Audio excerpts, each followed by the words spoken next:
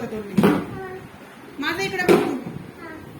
A for apple, B for ball, C for cat, D for dog, E for elephant, F for fish.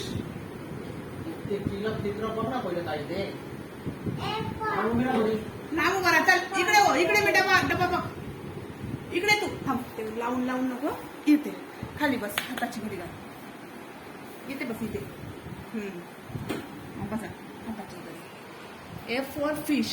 हा एक नाही.